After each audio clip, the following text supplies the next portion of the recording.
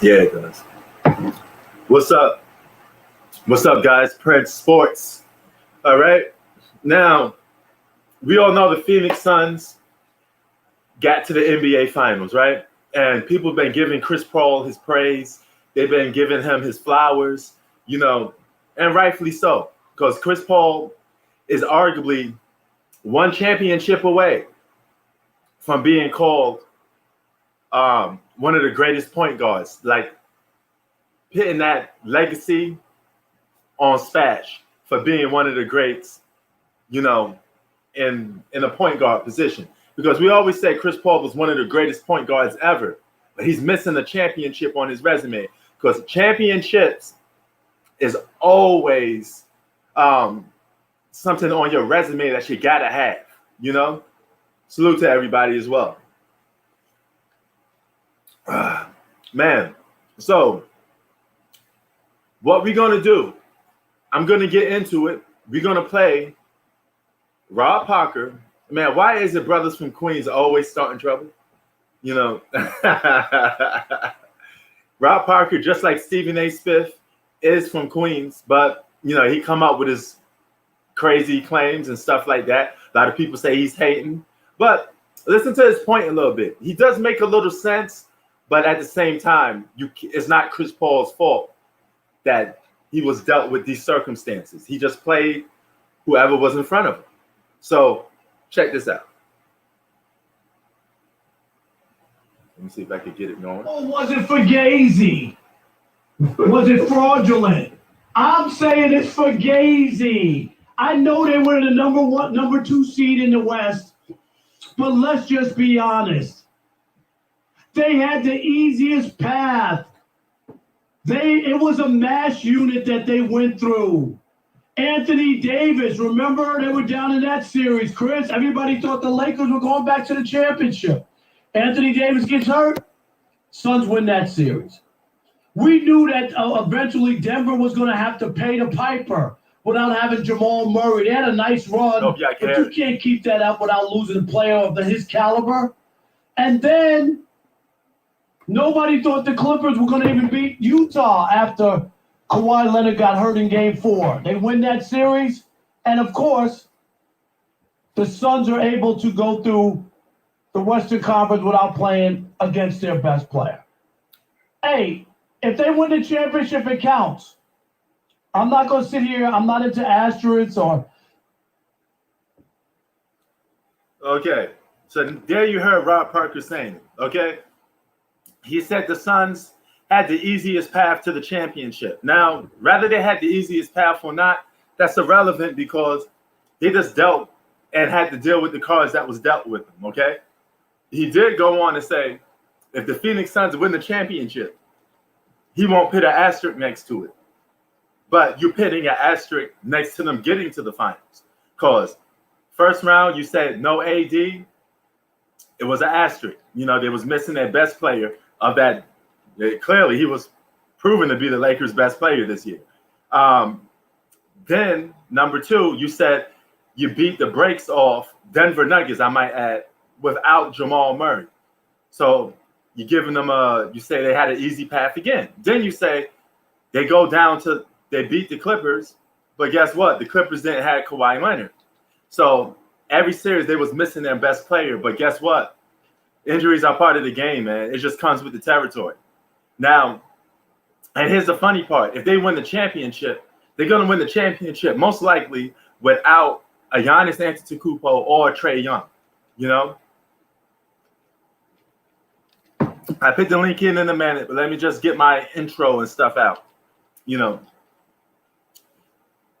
But we have to put it into context.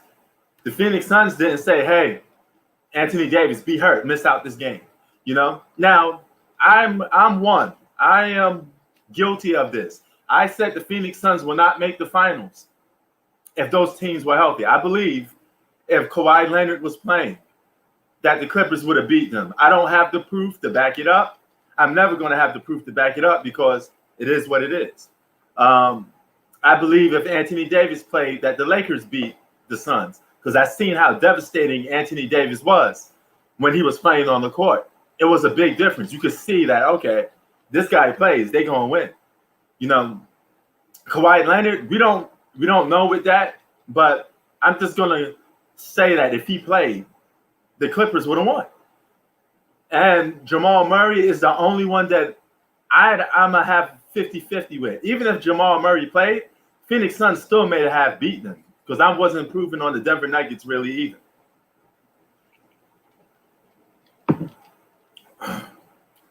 So those are the situations for it. Now, y'all heard Rob Parker say what he had to say. And y'all could come in. Let me just get back to my normal spot. Hold on. All right, get back to my normal spot right here. But nevertheless, how is everybody doing today? Hope everybody's doing good. That's the situation with that. So some of you may agree with Rob Parker, some may not. You know, Rob Parker is like a known hater in certain aspects. This is a guy that hates Steph Curry, a guy that I guess you could call him a LeBron hater, I guess, you know, but he has his beliefs. You know, I don't like losing that term hater too much because sometimes people just have a disapproval, approval, or assessment of somebody, but they're labeled as a hater. You know. But if Chris Paul wins a championship this year, is he one of the greatest point guards of all time? Because we say Chris Paul was missing that on his resume.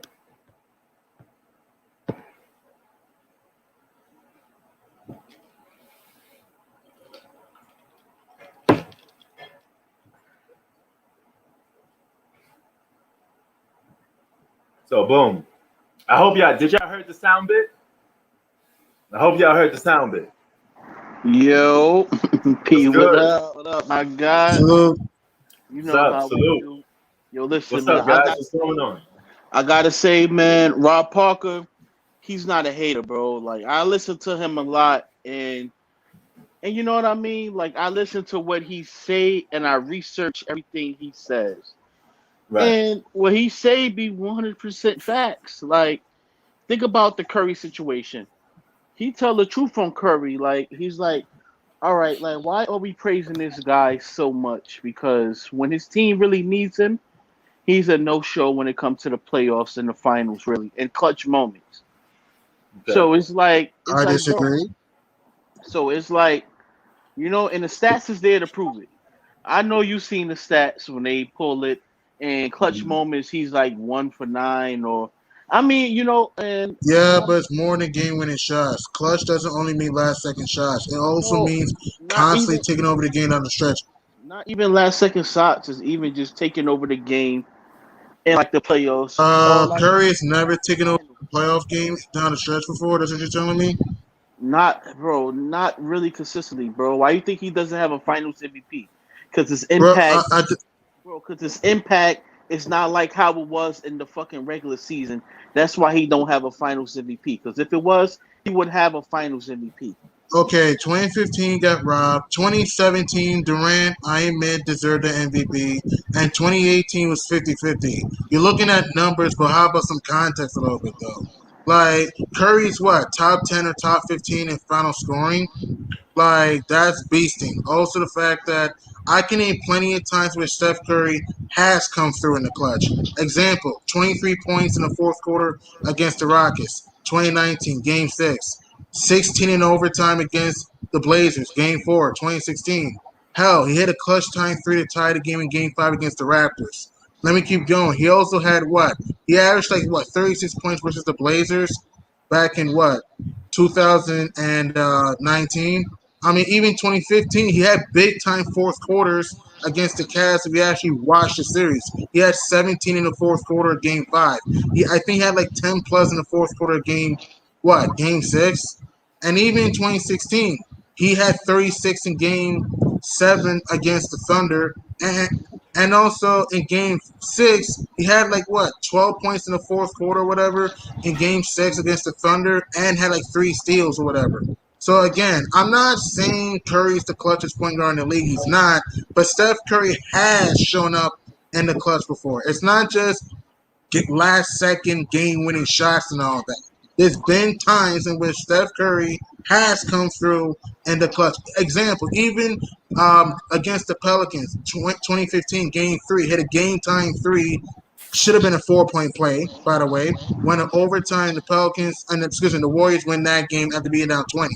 So the narrative that Steph Curry's never shown up in the clutch is a ridiculous narrative. He has. And again, I'm not saying Steph Curry is the best finals performer. He's not. But the narrative that he's a choker in the finals is really ridiculous, though. It really is, because he's like top 10 or top 15 in final scoring. So let's not put this narrative that he doesn't come through in the finals. I don't care what people say. In 2015, and even though Iguodala was fantastic in that series, when I actually watched that series, Steph Curry should have won Finals MVP. I don't care what people say. 2016, Curry was bad. Okay. 2017, Curry, if you actually watch this series, outplayed Kyrie Irving in 2017, especially in the big moments. 2018, Steph Curry had big-time finals games. Game 1, 29 points. Game 3, 33 points, 9 threes. Game 4, 37 points, 7 threes. So the narrative that Steph Curry didn't, deserve Finals MVP in 2015 is ridiculous. And then in 2017, Durant earned it by far. And in 2018, other than Game 3, Curry had big-time Finals games in that series. So All right, let's bro. not put this narrative that he doesn't come through in the Finals. All right, bro. Now It's check just it, bro. facts. I bro, check it, bro. I bet you this is my turn now. 2015, All right. he did not deserve a Finals MVP because when they put Iggy on LeBron and when they put the game plan around Iggy, it contributed to winning. Iggy was the factor into the winning that fucking finals that year. And like fucking well, first of all, they ain't even play nobody to even get to the finals that year. So it's like they had to show again. Steph Curry blew a 3-1 lead in the fucking finals. I admit he choked. I admit he did. He blew a 3-1 league in the finals. And anything he did with Kevin Durant, I'm talking about finals, like not in the playoffs. I'm talking about finals, he's kind of shaky. Anything he did with Kevin Durant, I can't really count that because of course you're gonna perform with a Kevin Durant and a fucking Klay Thompson. Clay was bad in finals a lot, though. Clay's been bad in finals a lot, other than 2019. Yeah, I mean, like him too, but I'm not gonna get on him because he's not a superstar like how Steph Curry's supposed to be. So I'm not even gonna talk about this nigga Thompson. But it's like, I listen. He had a chance in 2015. Like your stamp on that series was supposed to have been so significant. It's no hands down that you get that Finals MVP. It ain't no maybe you got robbed because great players don't get robbed out of Finals MVPs. That doesn't happen. I think you also factoring in. Did you factor in the Matthew Dellavedova part? Because that shouldn't even. I meant Dellavedova was shutting him down, but like I said, you got to use some context a little issue bit. Though for Steph Curry. Look, I'm not making an excuse. I admit Curry was bad when Dellavedova was guarding him. I'm not taking that away. I'm not denying that. But down the stretch of the series, he came alive. Let's be honest. Not only that, I mean, listen, man. Like, not only that, like he hasn't shown much. Like that first final didn't show me nothing. The Cavaliers was injured. Believe it or not, it don't matter. He performed. It don't matter if they were hurt or not. He performed. Listen, like at the end of the day, if the Cavaliers was healthy, I got them winning. Then next I agree, year, but if we will never get to know. I agree with that, but it is what it is. Like, yo, listen, bro. Like every time you speak, I always let you speak until you're done, bro. Feel me? So, bro, just show the same respect. So now, like at the end of the day, like you got people that play ball, and you got critics, and you got fans that's looking at this like, hold up, in 2015. Like they barely won and the cast is all banged up. That doesn't really show much. So now they're like, okay, is it a fluke? Let me see them do it again. These niggas win 73 games just to blow a 3-1 lead. Damn, Steph Curry, you had the chance to show that the 2015 wasn't a fluke. You niggas are flukes. Then you go get Kevin Durant.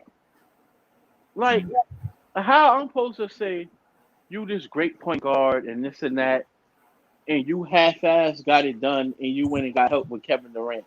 I would have respected it more. You went back by yourself and won that shit and got your Finals MVP. Anything you did with Kevin Durant, I cannot count that because that's so easy to do. That's not competitive. Of course you're going to do that. You're going to get your numbers because all the attention is not on you no more. That's so easy to do. So I can't really give Steph Curry props like that. Same thing with Kevin Durant. I can't give him props for joining the Warriors, and that's easy. That's easy to do. That's not competitive. Okay. Can I respond to that? Okay, here's what I don't respect what you just said. If the Warriors were this unbeatable super team, why did the Houston Rockets take them 7 games when Chris Paul was there? I don't care about 2019. I'm talking about 2018. If the Warriors were this unbeatable super team, why did the Houston Rockets take them 7 games? Bro, I don't care what it took or whatever. They still won, bro. I don't care how It they won. doesn't. Okay, and Chris. Okay, since you like using injury excuses sometimes, Bro, I can use that with the Warriors. Listen. Chris what? Paul went down with an injury. You can sugarcoat that, but that happened. Chris Paul went down with an injury, and they only lost by 9 points in Game 7. Let's not make this narrative that the Warriors were this unstoppable super team that no one can touch. Because if that were the case, they should have blown past the Rockets even with Chris Paul. The year in 2019. People forget about this. Lou Williams and Montrezl Harrell and the 8th-seeded Clippers team took that Warriors team 6 games with Kevin Durant. If the Warriors were this unbeatable team, they would have swept that Clippers team. Yes, but the Bro, Clippers check it. it's just facts. Durant did not make them unbeatable. He did not, because it went 7 games with the Rockets, It and doesn't matter. it went. It does matter. It literally does matter Bro, because it don't it matter does game matter one, bro. because it showed that the Rockets had a deep enough team to beat the Warriors. It may not matter to you, but it matters to me because the facts is they went 7 games. The facts is Chris Paul goes down with an injury. The facts is despite Chris Paul being hurt, they only lost by 9 points. So the fact of the matter is the Warriors were not this unbeatable team like you think they are. Because if they were, then they would have ran through everybody. Those are just the facts. First of all, So it doesn't matter how you win as long as you win. Okay, they went to 7 it games. does matter sometimes. It really They does lose. sometimes. No, they didn't lose, bro. So it doesn't matter. And they never got challenged. That's what you're telling me? Bro, like, check this out. That whole Clipper situation, the Warriors was playing with them. They were sleeping on them. When Kevin Durant said, "You know who the fuck I am, Kevin Durant," it was over after that. Okay, Prince. Did the Warriors get challenged in the playoffs? I'm asking Pete. Well, Prince, what did year the we Warriors talking? get challenged? 2018. Remember they won 7 games with the Rockets? Lose. Who fast want to make an? I'm asking Prince. They got lose. Prince? No. Can I ask Prince the question, please? Okay. So, Pete, the What's Houston up? Rockets took that Warriors team 7 games, right? Hmm. If the Warriors were unbeatable, why did it take them 7 games to beat the Rockets? If they're unbeatable, according to Hoop Facts. I mean, hey, it was a challenge, but at the end of the day, the Houston Rockets did lost. But are you debating the fact that they were a They were challenge? not unbeatable. The Warriors were challenged in 2018. Okay. That's a fact. Okay. You can't call yourself unbeatable I'm because trying to it get went what 7 games. you're trying to You have say. you They have were to champ- lose. You have to Oh, go lose, ahead. Go bro. ahead. And Chris Paul went down with an injury. Why we pretend that never happened though? I got them still winning regardless, bro. Nah, the Rockets would have won in my opinion. Sorry, I would have picked the Rockets if Chris Paul was healthy.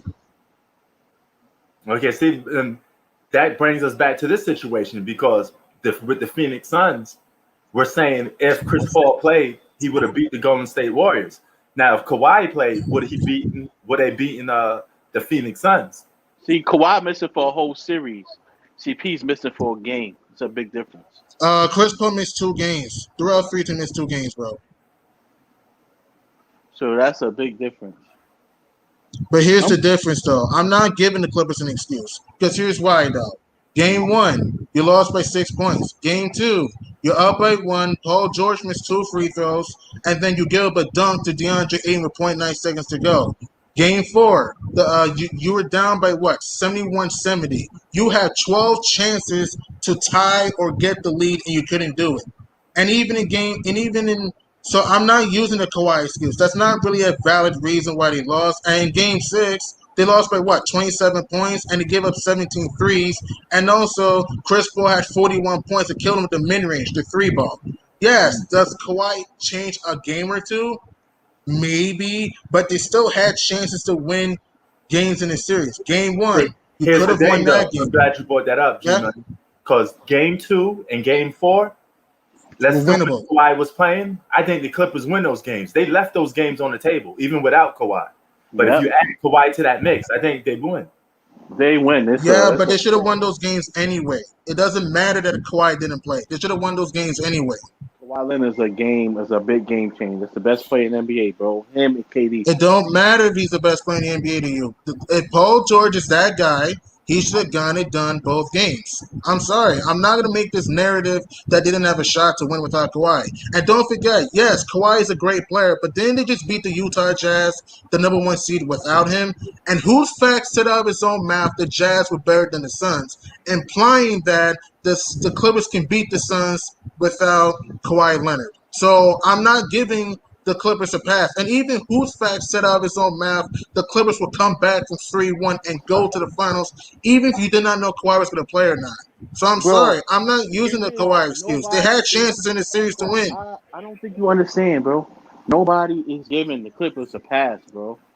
Nobody's giving them a pass. Like, my thing, everybody knows if Kawhi Leonard was playing, they would have won, bro. Like, nobody's making We will never get to know. It's an opinion. It's not a fact. We will never get to know. Bro, like, for me, bro, the Clippers are the best team in the NBA. They blew games.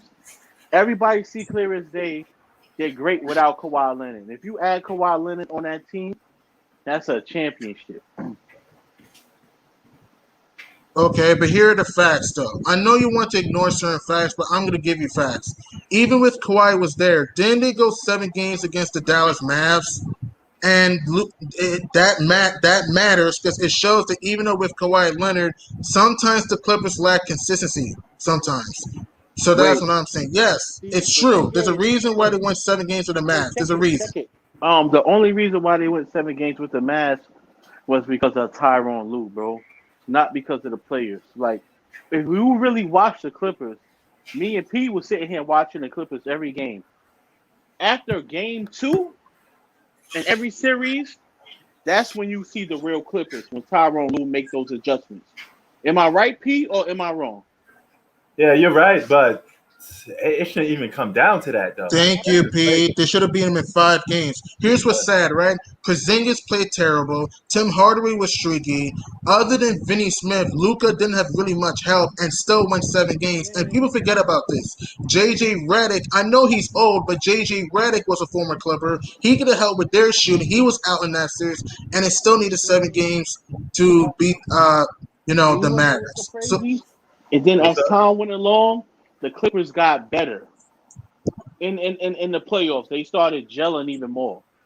So sometimes it's like that. Just because you go 7 with one team and go this with another team, that doesn't really matter, bro. it does matter because it does really matter because it shows that it does matter because it showed that they were very inconsistent. And another reason why you were struggling in the playoffs because you didn't use Rondo right. Watch, you didn't use Rondo right at all. And there were times in the playoffs you didn't play Boogie enough minutes. So it does matter that you went 7 games against the Dallas Mavs. If the Clippers are this, legendary team according to you, they should have ran past Dallas in the first round. So that's what I'm saying. The facts is they won 7 games against an inferior team. And don't forget, Rick Carlisle helped them too because of bad rotations. Remember game 3, the Mavericks were up by 19 points and they took Luka out the game. Remember that, P? They were up 30-11. They took Luka out the game and then the whole game changed. So it does matter that the Clippers are struggling with the Mavs because even though they have talent, they lack consistency sometimes. It's just the facts. So like the Clippers have showed me, even without the Clippers have showed me that they so good, they could give teams 2 games and still come back and win. Like I said, Tyronn Lue has to do a better job at making adjustments beforehand. At least take a game, at least a quarter, and make adjustments on the fucking fly, bro. So everything's on Ty Lue. So Paul George doesn't deserve any blame for why they lose certain games. Wait. Listen, when it comes to the Suns, when it comes to playing against the Suns, okay, Paul George blew a game or 2. But as far as overall, them like playing against the Mavericks and the fucking Jazz, it was Tyronn Lue for those 2 games being blown, because he takes forever to fucking get the right rotation. And me and Pete always spoke about this, right or wrong. Pete, we like, yo, why he's not putting this person again? It takes him to game 3 to make the full adjustment in every fucking series. That's coaching. But when he makes those adjustments, the Clippers look unstoppable, bro. I'm sorry. They do. Right or wrong, P, right? Yeah, you got a point, yeah. After those adjustments. But it's also the players, though. The players have to do their job and have to execute. Yes, Tyronn Lue, I admit, Ty Lue's not a good coach. I'm not denying that. But let's not act as if the players are perfect and never make mistakes. I mean, Marcus Morris, inconsistent playoff games. I mean, Kawhi was phenomenal the whole playoffs. Paul George up and down the playoff games. I mean, I'm glad you brought Paul George up. What's your assessment on Paul George against the Phoenix Suns? If you could grade him, what would you grade him? I'll give him a B+. I said B plus around that. I say B or B plus. He played well in the playoffs. He played well this year. It's just that, I felt he could have been better I felt that he could have been better in game 6 and in game 4. But other than that, I thought Paul George played his butt off. And like, don't get me wrong, it was a lot of iffy calls and like earlier in them games against the Suns. It was missed calls on both sides. It was a lot of missed calls. No, I'm talking about like down the stretch, like the possession when the ball went off on Cameron Payne, and bro, like, listen, man, it was just a lot. But at the end of the day, Paul George blew a game or 2. Then you got Tyronn Lue. He just, I don't know what he thinking. And like in the NBA, you're only gonna be successful as your coach. And he gave up a dunk to end game 2. That was unacceptable. Point 9, you gave up a dunk. But that was just bad defense. I mean, that was a good pass by Jay Crowder, Aiden, but that was just. What's y'all opinion on Rob Parker saying the Phoenix Suns' road to not only getting to the championship but winning the championship is fugazi? I think what he's saying. I mean, I get what the guy is saying, because at the end of the day, think about it. If teams were healthy, would you bet on the Phoenix Suns? Or like I admit, no, the Lakers would have beat the Suns. I mean, like this not even that. What about next year? You got the Suns going to the chip again next year? I doubt it, but we don't know what they're going to look like. I doubt it, but we have to wait and see what free agency looks like. I know, bro, but like, I mean, as far as from what we know, like, come on, like the Suns is, man. Listen, they got lucky. They had an easy road. I understand, like a team or 2 was banged up, but every fucking team, is missing their best player. The Nuggets missed their second best player. Joker's the best player. Yeah, Murray's the second best.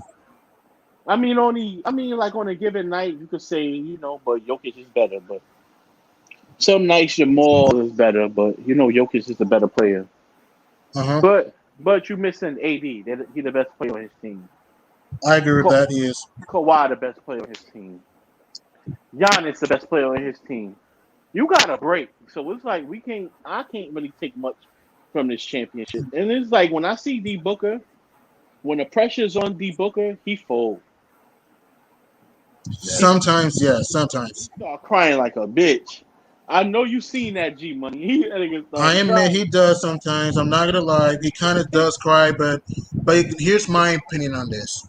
I understand where Rob Parker is coming from, but here's why I say I don't put an asterisk. Let's look at the facts here. let's be objective with the Suns here. Chris Paul had an injured shoulder in Game 1. He can barely move his arm. Okay. Also, Devin Booker broke his face against the Clippers. Cameron Payne had an ankle injury, and even Cam Johnson didn't play in Game 6 because he had some illness. So yes, I understand the Suns had some lucky breaks, but so is almost every team in NBA history.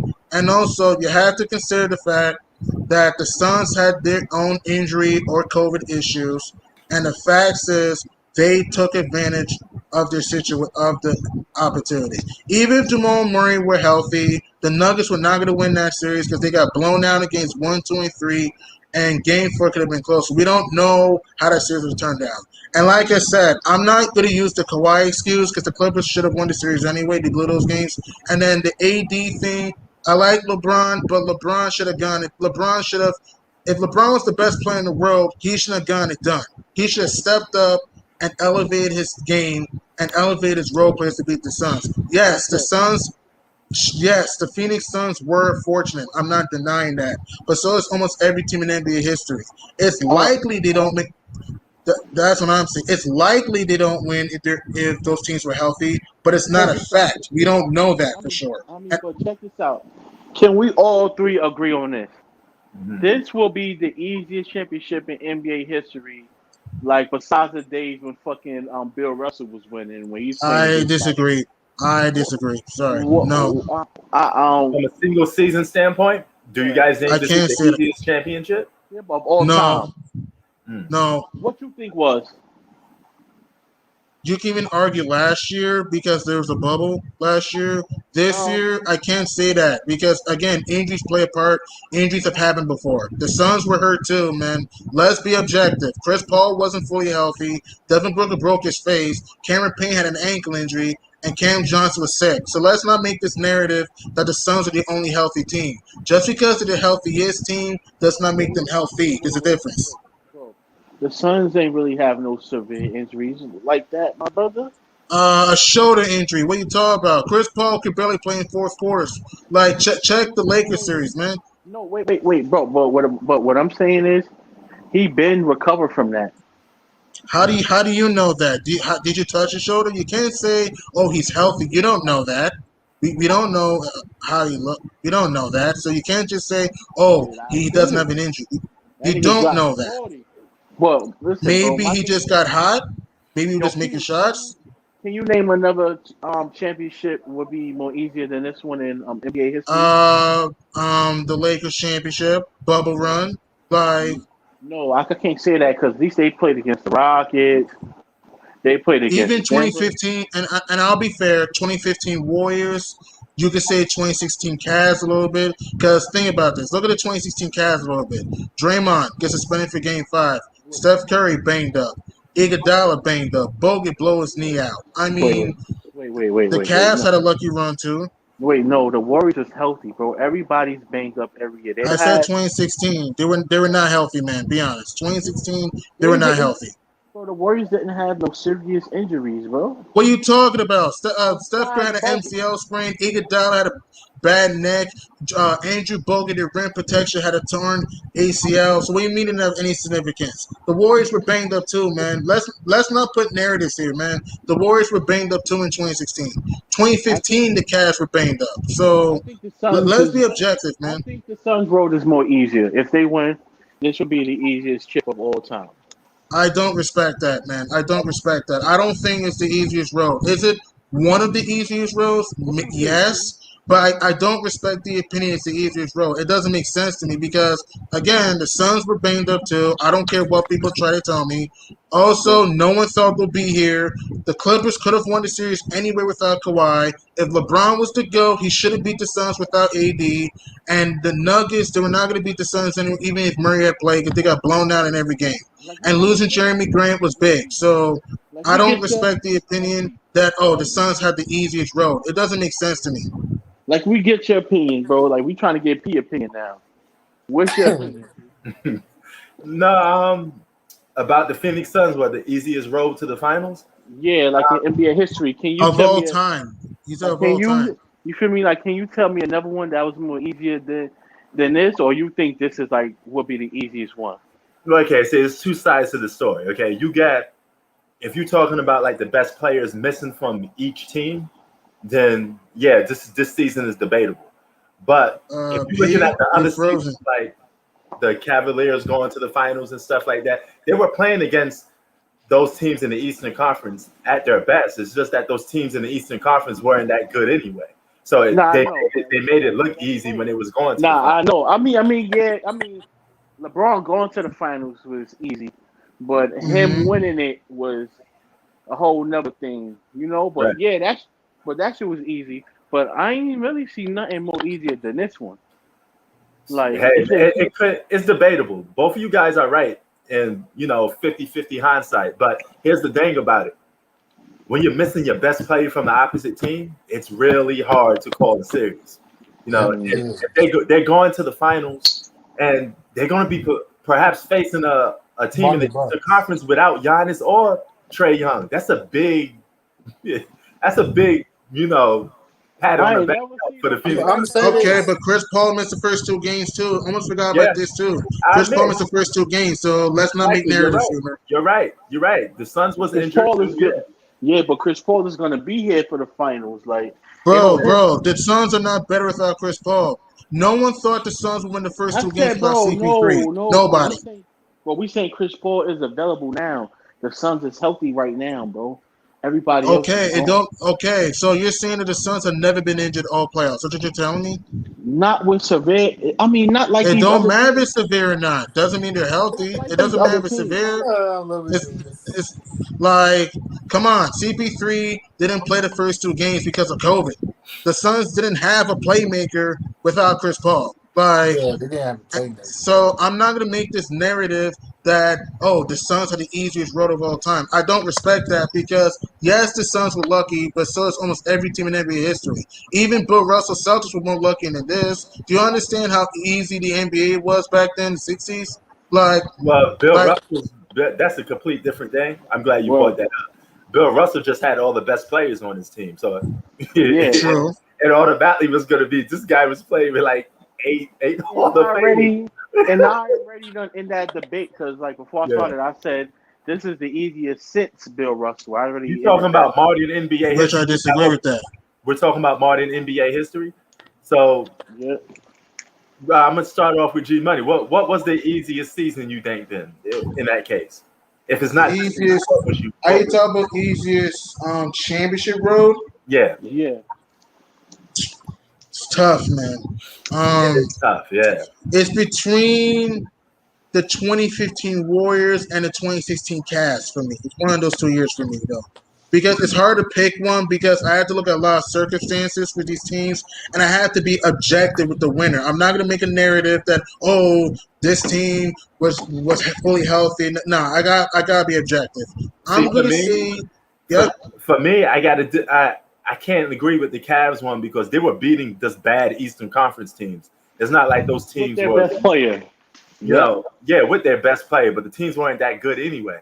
But I will agree with you on the Golden State Warriors because they did have a season or two where a lot of they got lucky, but a lot of teams That was was missing their best player. 2015. Yeah. Yeah. So when you miss 2015 they were lucky, very lucky. Yeah, But when it was well under. you missing your best player, it really is devastating. Because basketball, especially playoff basketball, the superstar has the ball in his hands so much times that he's accountable for a lot of stuff that takes place on the court, even though it's a 5-on-5 sport. When you take that main player that your whole team was built around, then everybody got to play basketball completely different.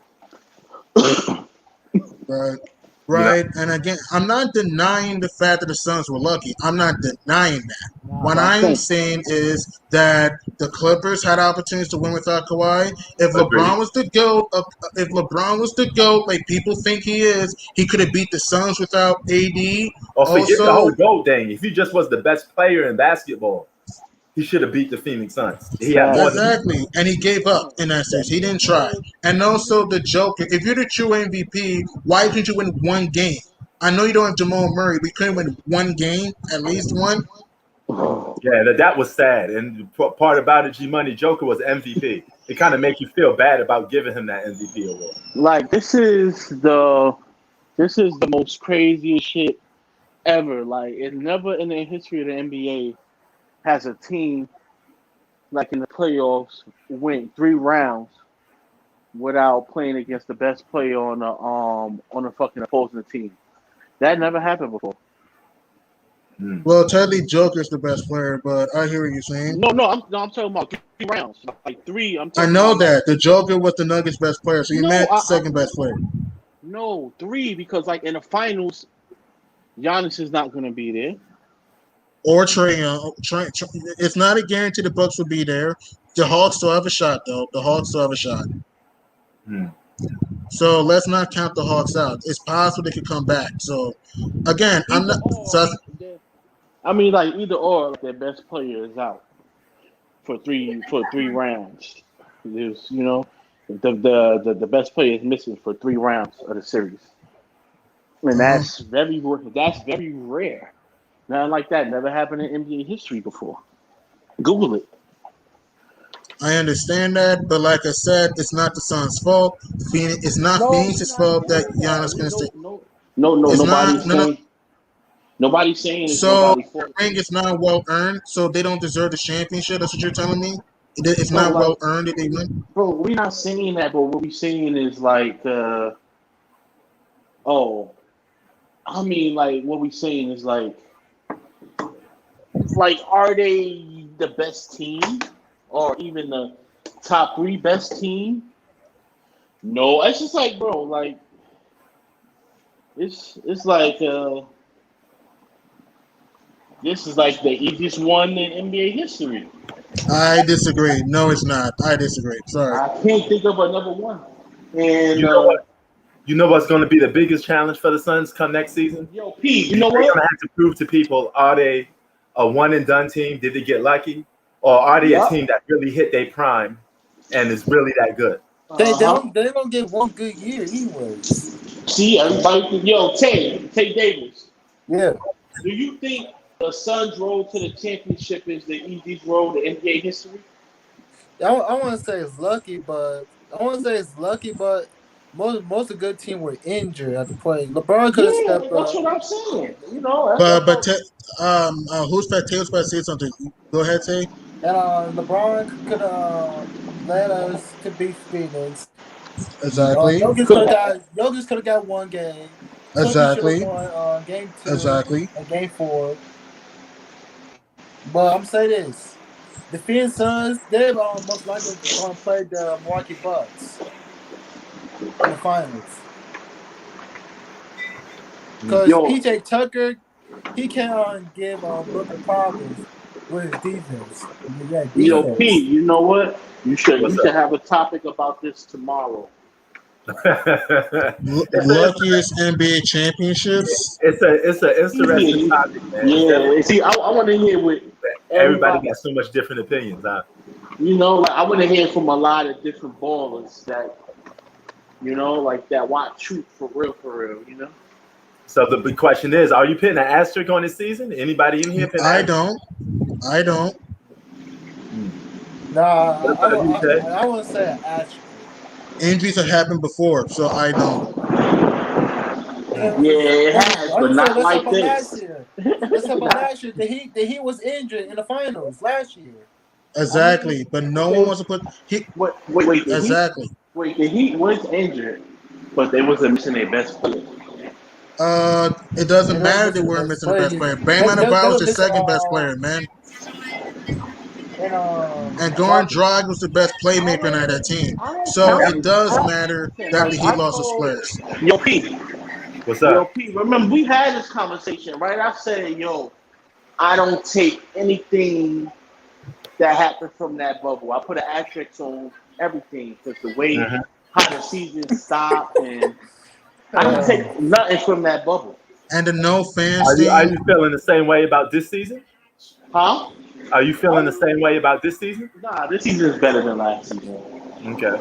Yeah, I agree. This year is better than last season. Okay. But I want to ask you something. If the Lakers or Clippers were in the finals, would you have kept the same energy, saying it's the luckiest run ever if the Lakers or Clippers were in the finals? No. I mean, it depends on. Look, it just depends on how healthy were the other teams that they was playing. No. I mean, let's Wait, no, actually, if the Clippers was in the finals, no, because they beat no, The they beat the Jazz. Mavericks. They beat the Mavs with Luca having a neck injury. They beat And, the they Jazz beat with Mike Utah. Conley not playing for 5 games. And They like I beat said, I'm just saying a hypothetical. I'm just saying a hypothetical. And if they were to beat the Suns, they would have beat the Suns with Chris Paul missing 2 games, Cameron Payne having an ankle injury, and Debo broke in the face. So I'm not saying luck doesn't play a part. That's not what I'm saying.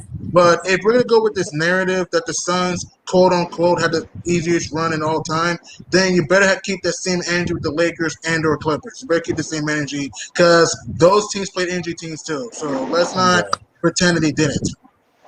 But the difference is with the Lakers and Clippers.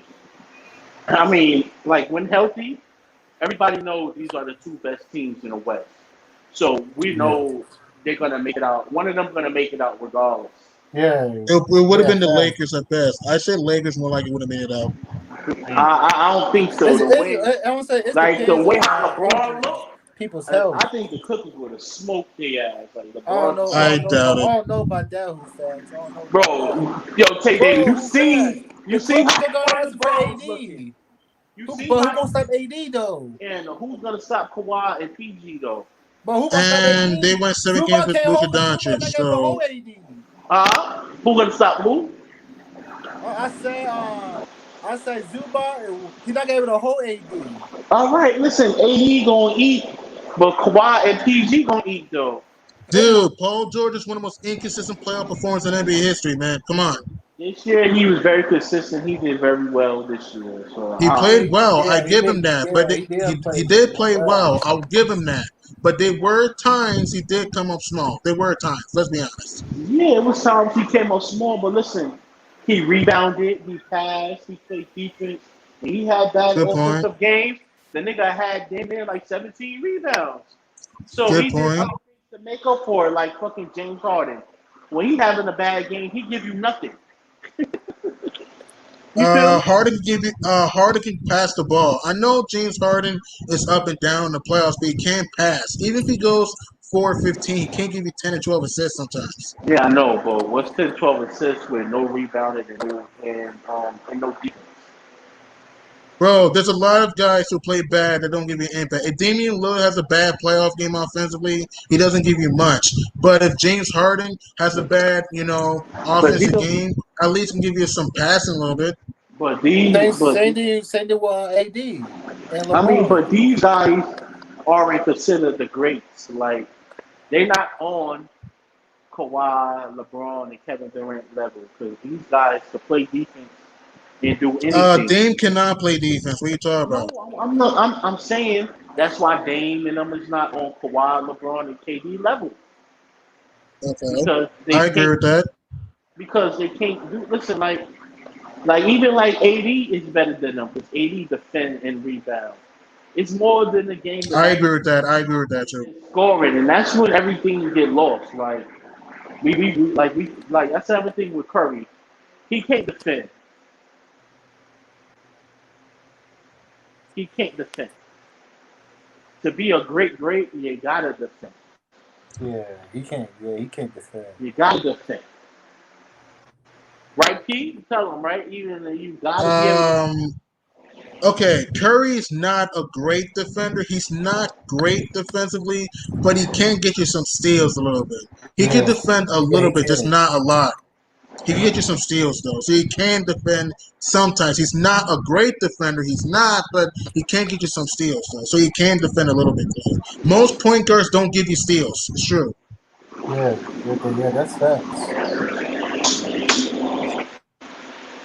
I mean, he tries, but he do try. He tries sometimes,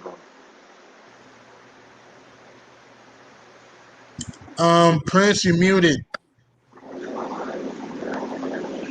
Kawhi Leonard rumors is trending. He's not. Well, that shit is fake as hell. He's not leaving LA. Like, why would he leave? Muted again. Can you hear? I'm trying to figure out why. In other words, Steph Curry's a better off the ball defender than Game Collins. That you say? Yes. Mhm. and he's a better on-ball defender than Dame. I I'm agree. not. I'm not saying he's a great defender. He's not. We all can agree that Curry's not a great defender, but he Yeah. is competent on defense. He can get you some steals, so can lead to fast break. Mm. So if Chris Paul wins the championship this year, is he a top 5 point guard of all time? You Given can Hell make a yeah. case. given You the can, resume, yes, 11 yes. time All Star. Yeah, he So is. okay. He's better than John Stockton already without the I agree ring. with that. He is. He is. I agree. Hmm. He's more talented than John Stockton, by the way. By I mean, far. John Stockton is good. Don't get us wrong, but CP3 is a better playoff performer. He's a better mid-range shooter, arguably a better three-point shooter, better scorer, and better clutch player, and a better defender. Yeah, but he has more alpha capabilities than John Stockton. Exactly, and he's showing it right now. I think John Stockton got the hype because he was white. Yeah, John Stockton was a number 2. He wasn't a number 1. He was a number 2 option That behind Karl Malone. nigga not even a number 2. That nigga a number 4.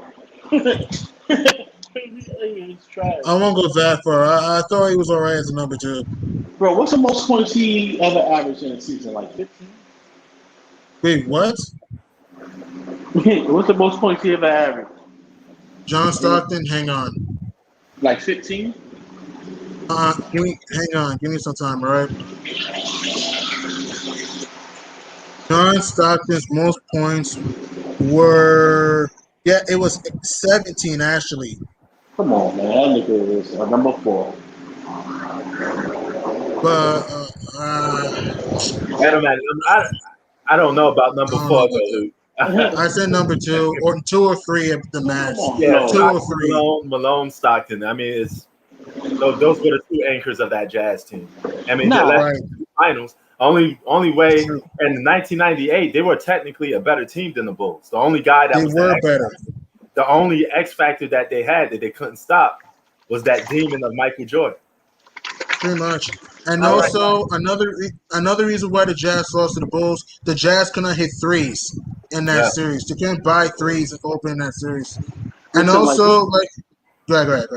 That's only 2 points more than Magic. Magic averaged 19. So when Exactly. you're Does that make Magic number 4 in that then, era, Bruce? he was more of a playmaker. Like, huh? Like, the thing is, So, Magic could get you a bucket when you need one. Mhm. Or a pass. same thing with Stockton sometimes. Or him. You know, Stockton, I say he did number 3 and more. He's not a number 2. Number 2 could get you a bucket, a stop still. He can't do that consistently. Good point. Okay. The most he ever averaged in a season was 17, bro. Come on. At least you got to average 20, 19 at least. Okay. And Chris Paul averaged 18. They're not too far off from the other greats. John Stockton, Mhm. Chris Paul's 18. Magic Johnson 19. Isaiah Thomas 19. Mhm. Wait. And No, Isaiah I'm Thomas is talking way better than John Stockton. All right, about, good. I'm saying, but that's what they averaged for their career. But I'm Mhm. saying the most he ever averaged in one season was 17. That's his career high. I don't think you get what I'm saying, P. Like, Yeah, I that's know, his- I know exactly what you're saying. all right, like You're Magic, talking about for his highest for his season, right? yeah, the most Magic average was like 25, 24. Let me see. That's good, but Magic could play Yeah. defense. Chris Sure, Paul, Magic like was 20, he was also clutch too. Magic was clutch too at times. like Actually, do you know what John Stockton averaged for his career? I don't know, like 12. No, close. 13.1. Oh, Yeah, that's not great. That I mean, nigga's John a- Stockton was a great point guard, but Stockton was kind of overrated though. At the same time, Stockton was good, but overrated. Stockton did had 3 seasons when he averaged 17 points a game. One season, 2 seasons when he averaged 15. The rest was 14, and that was basically about it. like CP, His lowest season was 5 points a game, his rookie season. So he went up from 5 points to 14 in his third season as an NBA player. I think like CP, his career high season was 23, 24. But my thing is saying, I know CP can average 30 points a game if he wanted to. Okay. Oh yeah, I agree with that. He we're not can. I going agree. to even debate that because we all know Chris Paul is a better scorer than John Stockton. We know But- that by but it- far. but There's it- no argument. We know Yeah, that. there's no argument there. But the But thing the is with debate comes Stockton, into who's the better basketball mind, who's the better playmaker. Because John Stockton wasn't a scorer, but John Stockton He was a really passer. smart. no, I mean, John- yeah, he was, but I'll go with CP. Okay. Because Who's CP the- made niggas like David West and Chandler All Stars. Okay. You remember them days? Oh man, Yeah. he Oh, made DeAndre Jordan. Then Yeah, good point there. after he made them first, CP make stars. So By the way, Tyson Chandler made one All-Star team. That was 2013. Chris Paul was on the Clippers that year. Tyson Chandler was on the Knicks. So CP did not make Chandler an All-Star, by the way. no, what I mean he did because he boosted him. He got him better.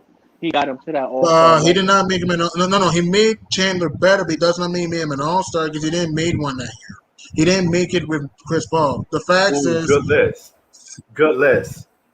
No, I'm sorry to tell you that, man. I'm sorry It's to break all you off a little minute, G Money, but you're fine. You're fine. Stack Town said his top point guards is Jason Kidd, Isaiah Okay. Thomas, Gary Payton, Oscar Robertson, and Magic Johnson. That's a good list.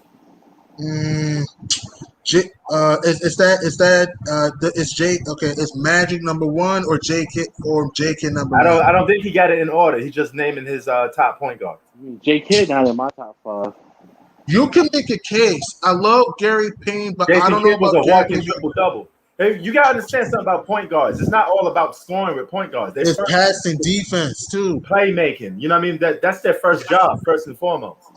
The scoring is just an extra bonus too. I mean, yeah, facts, Right. but think about it. Wow. And Jason Kidd was very impactful. Do you understand? Took the New Jersey Nets, who were a bum franchise, to 2 NBA Finals as a number one option, and almost beat the Spurs in 2003. So Jason Kidd, like you just said, P, it's more than scoring. J. Kidd was a great passer, great defender, can get you some deflections and steals, and he could hit some clutch shots. I remember he hit a game winner in Game 1 against the Pistons in 2003 in the Eastern Conference Finals. J. Kidd could hit big shots, even with the Dallas Mavericks in 2011. Hit some big time shots for them. And you know what good about Jason Kidd? His 3-point shot got better as time went by. Exactly. He was almost wet from the 3 ball, and his playmaking ability, his basketball mind was off the over chart. AI. You You put know. him over AI. Yes. AI was a two guard. AI is a two, point to be guard. honest. AI is a scoring shooting guard. You know. Mhm. Yes, but when we talking about point guards, Jason Kidd was really smart. You know. Yes. Yeah, unfortunately, he just ran into Shaq and Kobe, which was And Tim Duncan, And Tim Duncan, Tony Parker, God. Mike Ginobili. It is what it is. He can't beat those guys. They're just better players than him. But you know, he was a great basketball player, man. A smart basketball mind. I mean, I wouldn't really.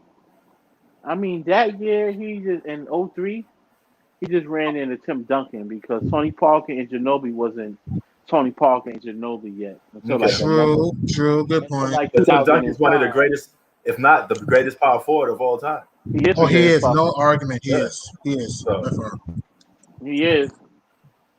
Yeah. Yeah, So, man. who's But your top 5 point guards? G Money. does it have to be in order? It doesn't have to be It in don't order, have to right? be in order. It don't have to be in order. Okay. Isaiah's on my list. Magic, that's 2. Oscar, that's 3. Uh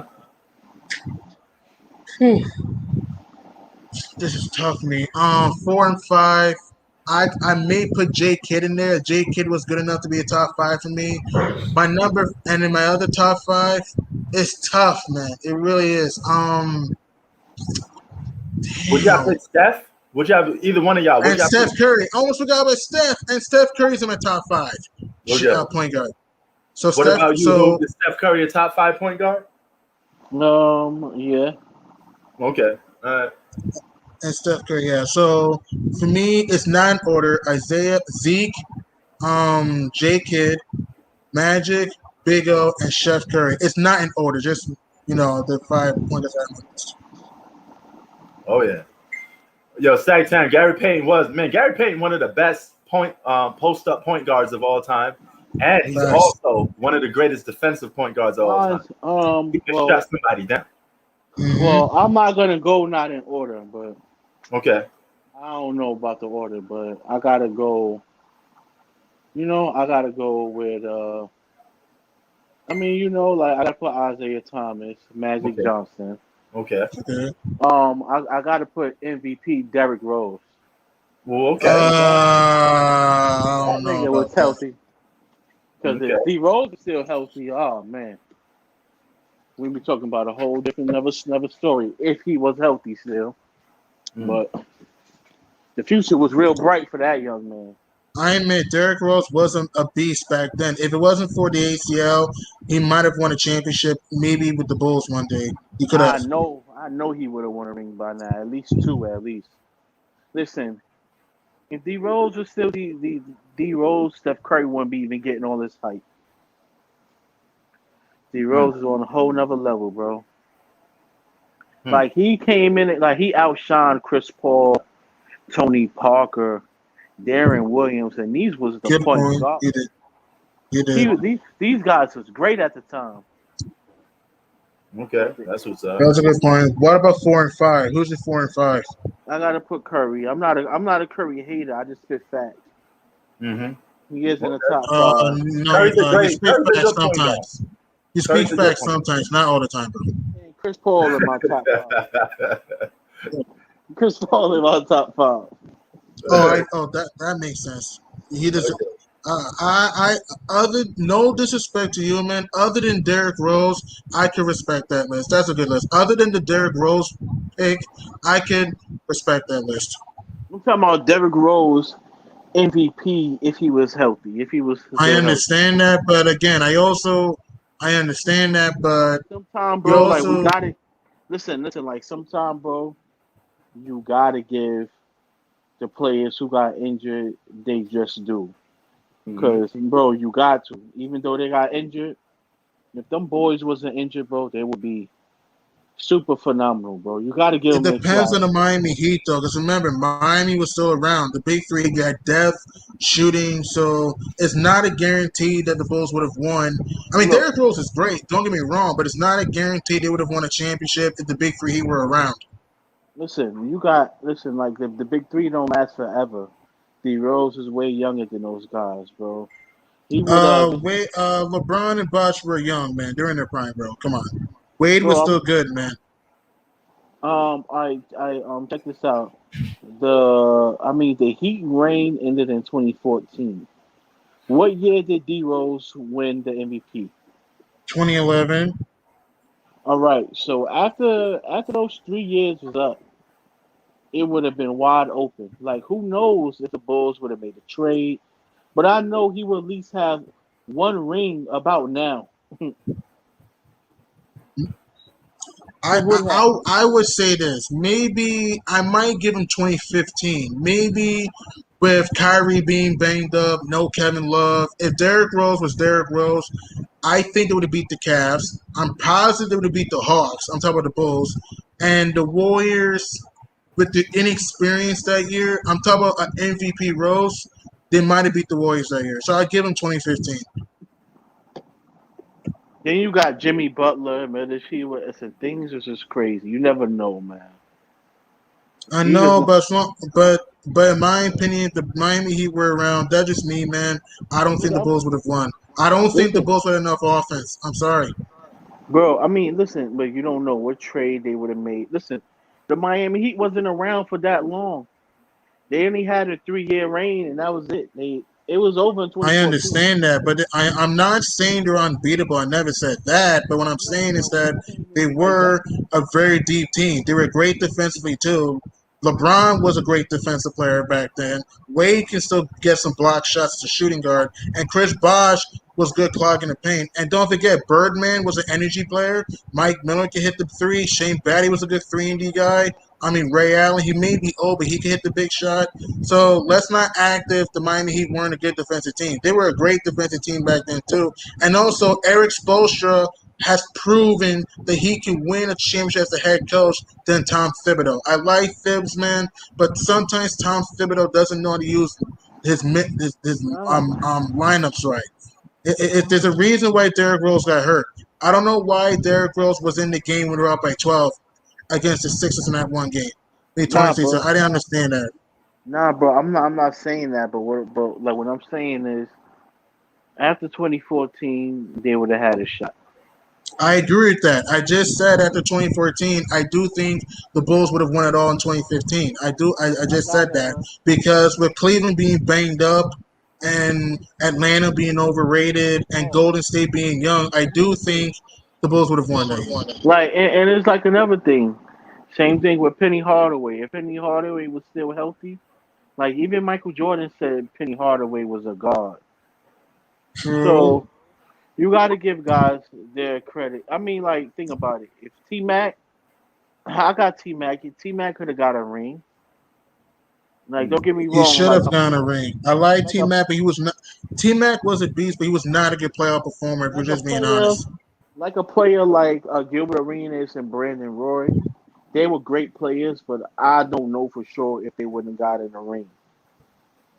But I know they would continue to make all-star teams and this and that. But D Rose and T Mac, legendary players. I know for sure they would have got a ring. It depends on. It depends. It depends if T Mac was more consistent. Don't get me wrong. Tracy McGrady was a beast back then. But maybe why he was struggling in the playoffs. His shot selection wasn't all that great, and sometimes on top of in the playoffs he lacked mental toughness. I mean, it's true.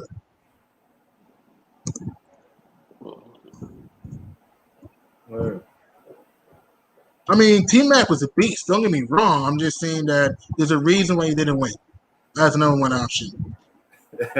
Zach over here trying to make his case for Steve Nash being better than Gary Payton. Bro, Gary Payton was a beast, man. Gary Payton was a better post-up player. Gary Payton was a better defensive player. Gary Payton would have put the clamps on Steve Nash, to be honest with you. Steve Nash would have a lot of problems guarding a very pesky guy like Gary Payton. You know. I agree with that, but I agree. But back to the Suns thing, man. I understand where Houfax is coming from with some luck, but like I said, man, I don't put the Suns run to chip the Lucky's run. I don't respect that because, like I said, Phoenix had injuries too. No matter what people try to, it's true. They had injuries too. They had COVID issues too, and no one felt they'll be here. There's some people that picked the Clippers to beat the Suns. It's true. Some people thought the Lakers could beat the Suns, and some people thought that LeBron was going to turn up. That is true. That is true. No. So I don't respect that. Shooter, you got to define shooters. That Steve Nash was a good three-point shooter. Mid-range, Gary Payton was a better post-up and mid-range shooter. You got to understand something about it. You comparing two different guys, but here's one thing for sure, because everybody will tell you this: if you take all past players from the past, if you take them and you put them in today's game, they only get upgraded because they get to do things that they weren't allowed to do in their era. All right, but if you take a guy from the present and you downgrade him, he's going to have to get downgraded to what that era was speaking for. Basically, some of the offensive moves that he won't be able to do in that era. So he had to play more tough basketball. He had to be a little more physical. Not saying that he won't be great, but some things will be taken away from them because it's like having a PlayStation 5. I can't zap that into the 1980s. The technology didn't exist then. So I would have to be groundbreaking for whatever era that I'm in, if that makes sense. All right. I would have to adapt to whatever era is giving me the rules to adapt to whatever the rules are. All right. Now, but if you give Gary Payton the space to shoot all those threes like they give today, it's basically an open YMCA game. You know, think about it. A lot of these guys that played in the past, their points would go up if they played today. I agree with that. You can't hand check anymore, and those pointers can shoot. Common facts. Imagine Isaiah Thomas playing in today's league. He'd be dropping 20 plus points a game. The man had I agree. he had like 60-point games in an era where you was allowed to be physical and tough. So just imagine what you could do if you can't touch the guy. Only thing you could do is what, put a hand in his face, and then if you lean into him, it's already called a foul. Big time foul. And they were very good free throw shooters too. Steve Nash, Yeah. good free throw shooter. You also had Jay Kidd, good free throw shooter. Gary Payne, good free throw shooter. John Stockton, good free throw shooter. Magic Johnson, good free throw shooter. So that's what I'm saying. So hey, salute Bistro. Salute. Oh, what's up, Beast? What's up? What up? What's up, man? Well, what you guys say about this, man? Dude, you was a good advocate about this season because you talked about this season may be like one of the biggest asterisk seasons for you. Do you feel that I way? was Do you just saying feel that the because Suns? from last season, that's why, like, if people got to keep the exact same energy, if they're going to say last year was, then this year should be. That's if they were saying last year. I don't put asterisks on championships. Me I too. don't I don't put it personally. either. I don't either. But it's just like there was people that was saying like last year's was this, that. That's why, like, I'm just giving the exact same energy to those people. That's why, like, Here's what I think. Why do you think that? I'm not trying to make an excuse because again, a ring is a ring and it's no asterisk. But I can understand why people are trying to do that. Because here's the difference, though. Injuries have always happened before, so injuries are part of the game. I think they've seen that because the Lakers were in the bubble. I'm not taking anything away because again, a ring is a ring. But I think, but here's the difference, though, man. That you have to consider, though. It's not the Suns' fault that the Lakers were hurt. It's not the Suns' fault that the Nuggets were hurt. It's not the Suns' fault that the Clippers were hurt, and it's not the Suns' fault that the Bucks or Hawks are hurt. Because oh, yeah, let's be yeah, no. objective with Phoenix. No. I mean, Let's be I'm not objective putting with Phoenix. asterisks on it. It's just like I'm just keeping the exact same energy. That's why. Like if people were saying I last year, understand that, but it was I'm not putting an asterisk, but here's the difference, though. Injuries happen a lot. It happens all the time, and I guess people are doing that because it was in a bubble. You didn't have to travel. You didn't have to deal with fans. That's probably why people are doing that, though. yeah, but it wasn't the players' fault though, because because of COVID. So it's like you had to do what you had to do. Like I just felt like it's unfair to hold them against them. Like that's something you can't control. That's the world. Right. So it's like it's not their fault. Like they had to play in Orlando. Like come on, bro. Like nobody saw COVID-19. Like look what happened to the whole entire world. Like nobody saw that. Good point, man. Good point. That's why I don't put an asterisk on any championship. Like you just said, it's not the players' fault that the virus happened and had to play away from home. Mm. And here's the thing. It was meant to like. Look. Hold up. I'll be right back. All right. But to me, man, back to the Suns thing. I'm not a Suns fan, but I'm saying this now. In my opinion, this championship is earned. Every ring is valid. It's not the Suns' fault that the Lakers couldn't find a way to beat the Suns. It's not the Suns' fault that the Joker cannot win one game. It's not the Suns' fault that Paul George couldn't beat this team having games 2 and 4 in the bag. So yes, injuries play a part, but like I said, Chris Paul had a shoulder injury. Devin Booker broke his face. Cameron Payne had an ankle injury. Jay Crowder had an illness. So let's not make this narrative that the Suns are healthy. They're not healthy, okay? They're banged up too. So let's just be objective. That's what I'm saying. Hey, you make a lot of good points, man. So basically, you disagree with what Rob Parker is saying. You think Exactly. Do you think he's just capping, or do you think he's flat out just hating? Here's what I think. I don't know about hating. I don't think he's hating, but I just think he's being too biased. Like, oh, it's the luckiest run in NBA history. That opinion is stupid. Like, what about the 2015 Warriors run? What about the 2016 Cavs run? That's just me. What about even other runs? Like, come on, man. Let's not act as if the Suns were supposed to be this good. No way you picked Phoenix to be in the finals. Because remember, Chris Paul didn't play the first 2 games against the Clippers. There was a lot of people that picked the Clippers to win that series when Chris Paul was out. Because you didn't know when he was going to come back. You know what I mean? Oh yeah. So what's your assessment on his Suns team going in the future, though? Are you a believer in them? Do you think they're going to be? Are they a true championship contending team, or is this just because of the situation that we're talking about now with the injuries and stuff? Because they got 2 questions they have to answer. Are you for real, or or are you not? I think they are for real, man. I don't think they'll repeat, but I think they are for real. Because, like I said, they have depth, versatility, shooting. You have a great point guard. Devin Booker learned how to elevate his game. DeAndre Ayton was huge. He's been a top 10 center this season. And even Monty Williams made adjustments. So I think they are for real. Like I said, it's not their fault that LeBron, Joker, and Paul George couldn't win. It's not their fault. Well, what about you, Beast? And the Suns have a good bench too, by the way, too. Just on another thing too. All right, Beast, so you respect the Suns or not? Yeah. Okay, so this Well, not. So why even though did you make CP3 is a dirty player. So why did you make it seem like, okay, this season is suspect, so to speak? No, well, I was just replying, but like, look, like, there's some people that like on your channel that's saying like the 2020 championship was an asterisk, and I was just like replying back to him like, look, if you're gonna say that's an asterisk, then you gotta say this year's an asterisk. You gotta keep this. Well, every championship's an asterisk. You're gonna go by that logic. Every championship's an asterisk, according to those guys. Yeah, that's what I was saying. Like, I'm like, you gotta keep the exact same. You can't pick and choose which ones is an asterisk. If you're gonna say that one, you gotta say a whole lot of championships are. Right. Oh, my man, Sacktown in the building. No, Sacktown. We got 2 Sacramento cats up in here.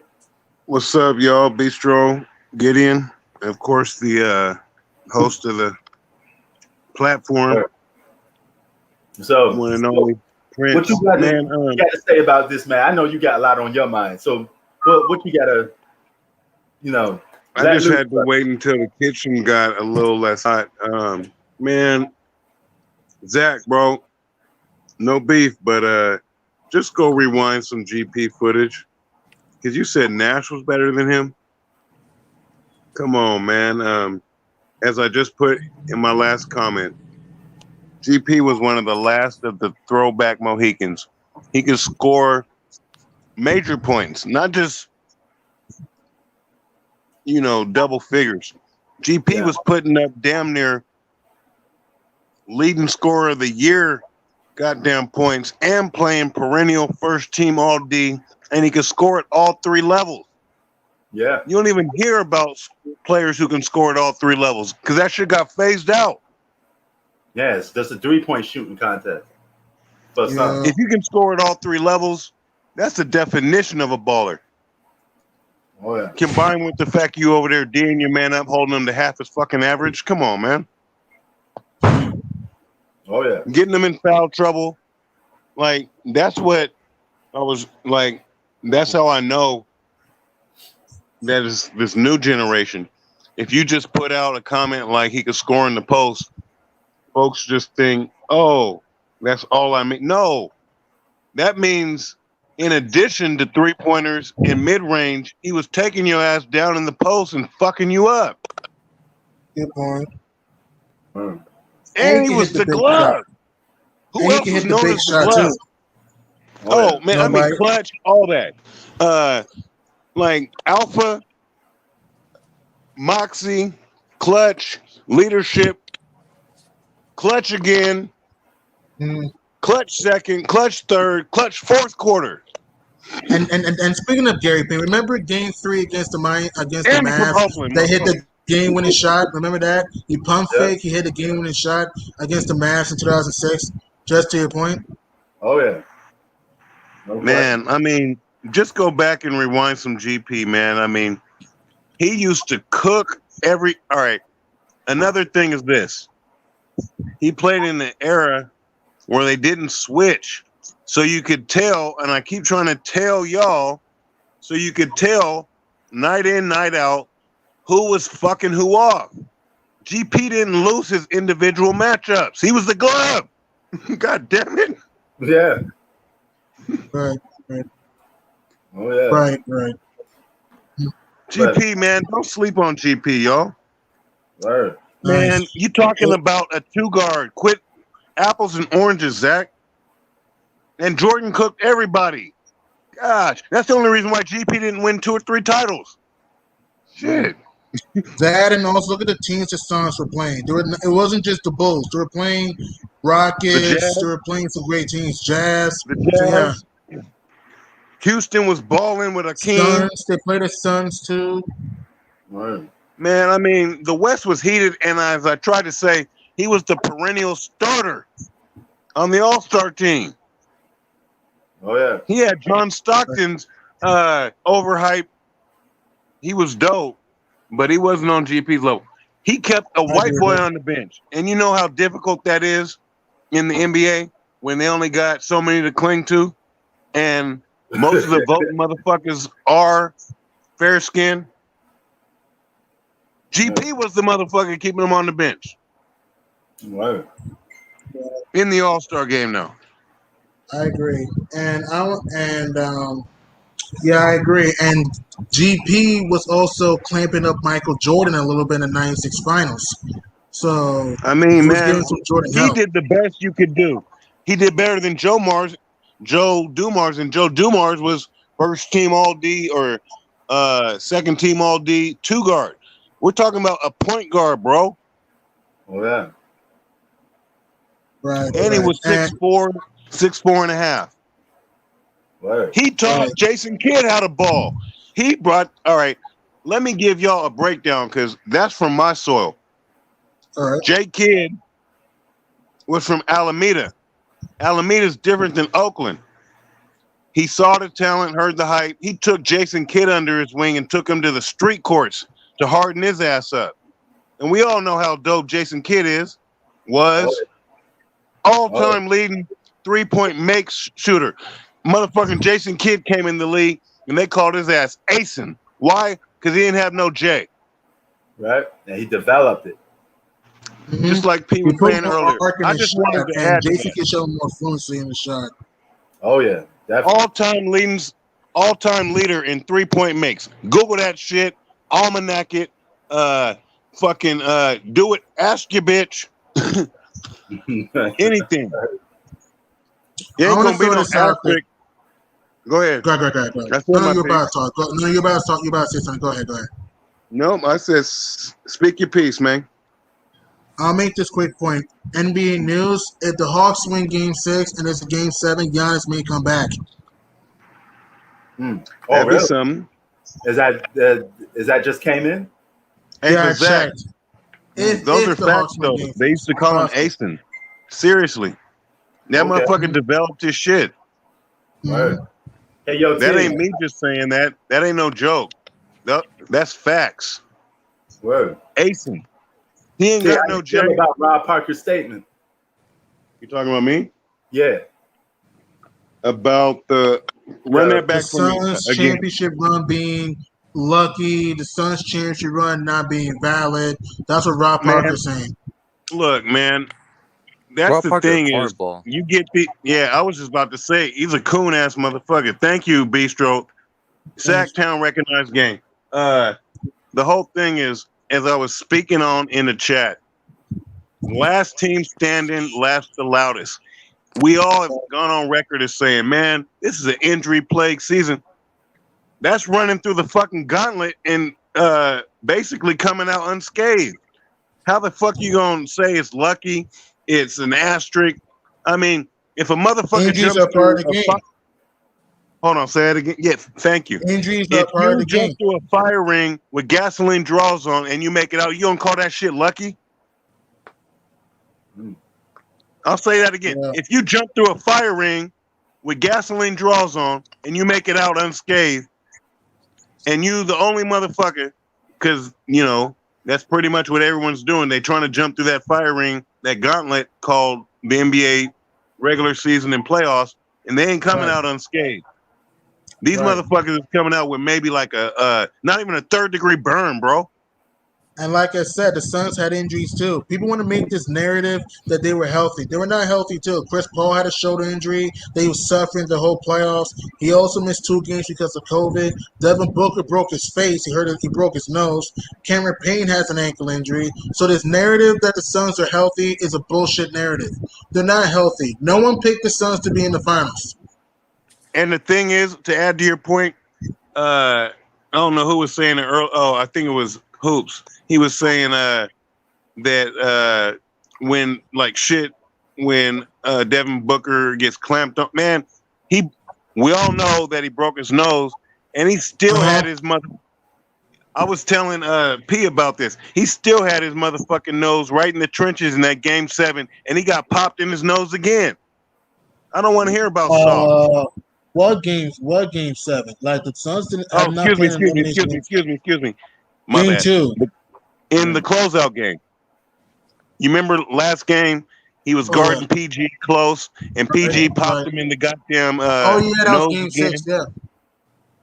Like, That I was don't want to game hear 6, soft. If you soft and you got a broken nose, you ain't sticking your nose that close. You got to be there that close to get popped with a goddamn elbow. And like I said, people want to keep using, Jamal Murray. People want to keep saying, Kawhi was out. The Clippers should have won the series without Kawhi. They had chances in game 2, chances in game 4, okay? And because in game 2, they gave up a dunk to DeAndre Ayton with 0.9 seconds to go, which was unacceptable. And then in game 4, they missed 12 shots. They were 0 for 12 when having a chance to tie or take the lead. They never led at home in game 4. So I don't want to hear Kawhi was out.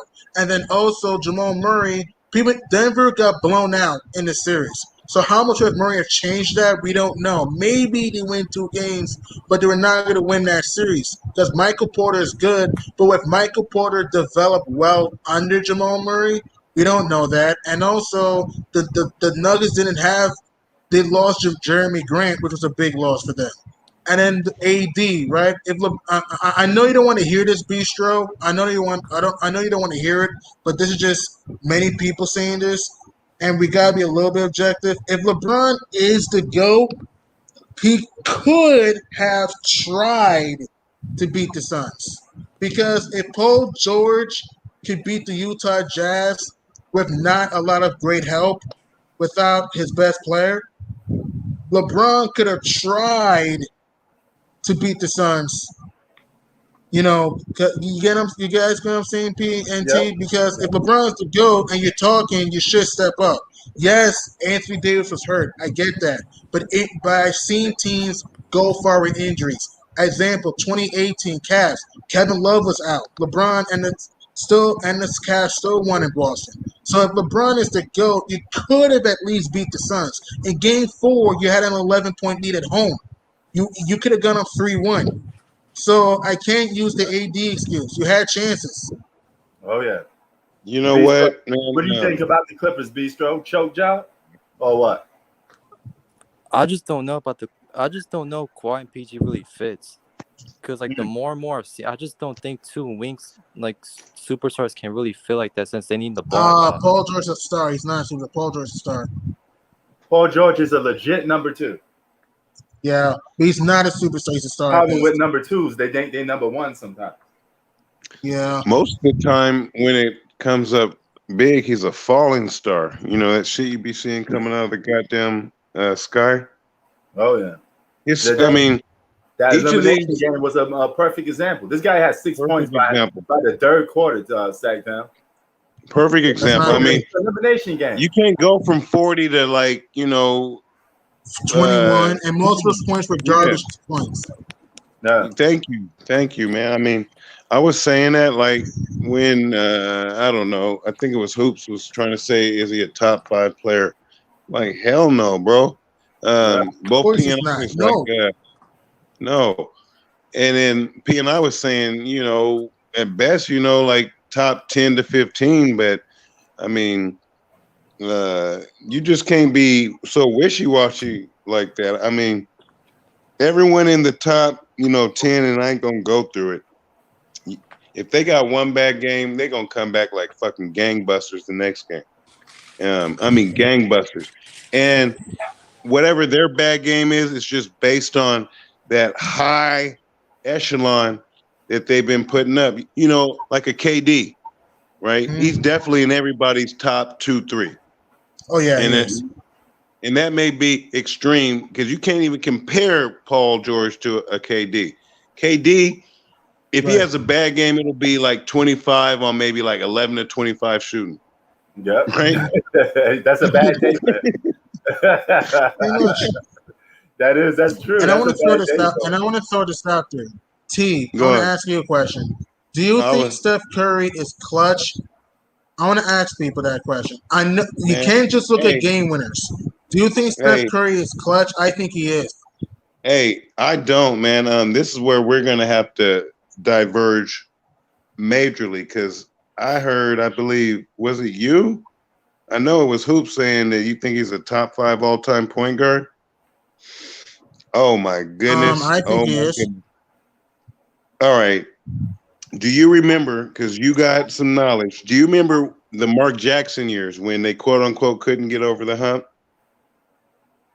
Yeah. All right. They had him handling the ball. He was so fucking turnover prone, and that's when. True. I mean, in clutch moments. In clutch, he's the reason why Mark Jackson basically got fired because they had the ball in his hands. Then they switched to Draymond and had him running off the picks, and the NBA caught on to that shit and was like, man, we don't necessarily want all this physicality. When the physicality dropped, that's when his stock rose. He wouldn't have survived in the 80s, 90s, and that's or prior. That's my litmus test. Would you have been able to ball and be a solid performer back in the 80s, 90s with hand checking when you were able to do this and shit the whole time? Man, he even makes them lazy passes now. Still, I mean, just some stupid lazy. I mean, that's shit. true, but she has shown more IQ now. Here's what I'm saying. Has Steph Curry choked before? Yes, he has. But let's look at facts. Let's look at his games, okay? One game against the Rockets, game 6, he had 23 in the fourth quarter, had 33 in the second half. Also, let me keep going. Against Modern the Blazers, era, right? Modern era defense. That doesn't matter. Doesn't matter. He did it anyway. Does. 2016 overtime, game 4, 16 and I think it what 17 in overtime. Also against the Thunder, 37 points, hit dagger threes in that fourth quarter. Even in the finals, 2019. I'm listening.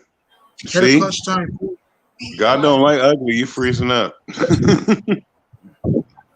No, I'm fucking wrong. You still here, G? Right. Yeah, I'm still here. I'm sorry. And also, let me keep going. Against the Raptors, 2019, hit a clutch time 3 to tie the game in Game 5. Let me keep going. Against the Blazers in 2019, averaged 36 points per game, which is the most in a 4-game sweep. So I can't just say Steph Curry's not clutch. Steph Curry has shown that he can make clutch plays on both sides of the ball. I remember against the Thunder, 2016. I think he scored like 12 points, whatever, in the fourth quarter. I've ever seen, bro. He's not a great defender, but he can get your steals. No. Let's get down to the real hoops. If you ain't all right. If you got, which I know you do, some historical hoop knowledge, your point guard is the point of attack on offense and defense. Why? Because he's leading the damn charge on offense, and historically, he's guarding the other point guard who is a major threat to make shit happen for the opposing team. You got to be a solid on-ball defender. Anytime they have, before the Klay Thompson injury, who was guarding the opposing team's point guard? It was always Klay Thompson. Good point. Klay is a better defender. I agree with that. He is a better defender. If you ain't a defender, I don't give you no damn credit. I mean, like Charles Barkley was saying about Rodman, if I could have conserved all my energy to just rebound, I would have averaged, God knows how many rebounds. But he was the round mound to rebound, and he still was Charles Barkley at the same time. You can't just be conserving your fucking energy to chase a record you ain't gonna get, and that's the skyhook. Fuck points. Defense wins the games. Like, there's a lot of guys that don't play defense. There's Damian Lillard. Oh, come on. Now we ain't going to other guys. We talking about there's this. Come on, man. Let's stay on this subject. Let's stay on this subject. Because the dudes who you're comparing them to, saying top 5, played D. John Stockton was an all. He was a great defender. He was. Thank you. GP, Oscar, the first 6'5", 220 point guard, power guard, Magic. Didn't play the best, but he was 6'9", and he knew how to use that shit. Like, have you ever seen anybody get ripped? And we all seen this highlight. Magic got ripped, fell on the ground, and then still have the tenacity while he's on the ground to rip that dude. Do y'all remember that highlight? Anybody? Anyone? Bueller? Anyone? Like Steph Curry gamble. Like what I didn't hear you say was how many points he gives up because he's gambling. I never said he was a great defender. I never said he was a great defender. I never said that. But you said that he'll get you steals. You did say that. Yes, but I never said he was a great defender. I never said that. All I'm saying is he's competent. I'm saying that he can. He's a decent defender. He ain't no competent defender. Decent. What he is a gambling ass fool, and his coach allows him to get away with it.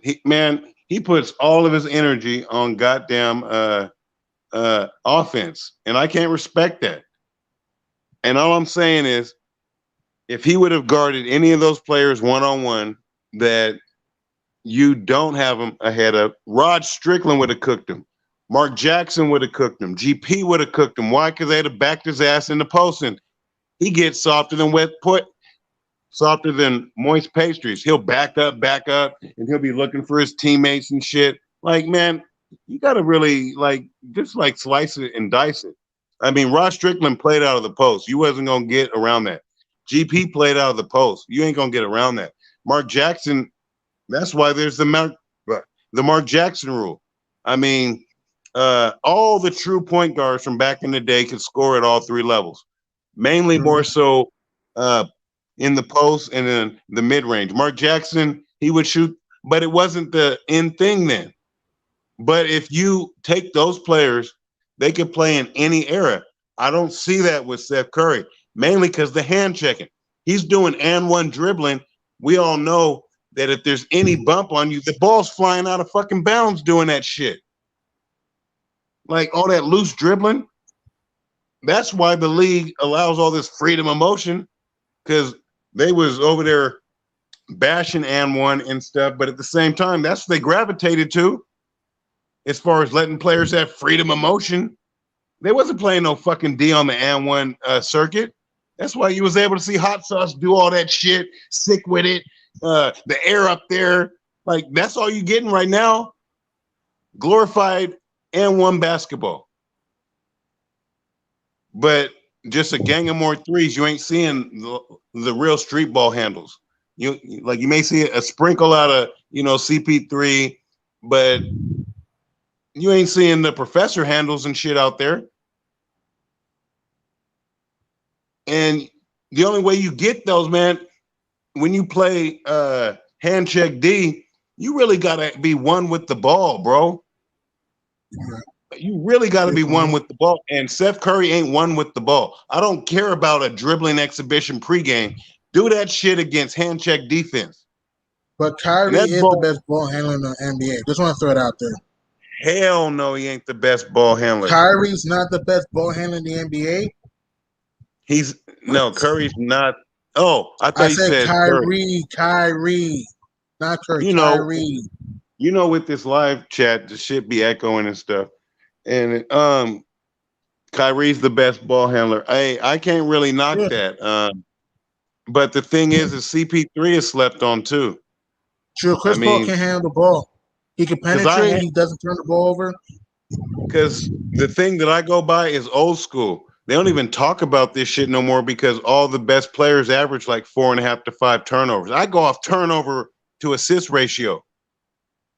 There's a lot of guys. There's a lot of point guards. There's a lot of point guards who are very turnover prone right now. Yeah, Dame, Russell Westbrook were very turnover prone. Trae Young is very turnover prone. John Morant. All of them. Like CP3, we all saw that before the injury. He was like 30 turnovers.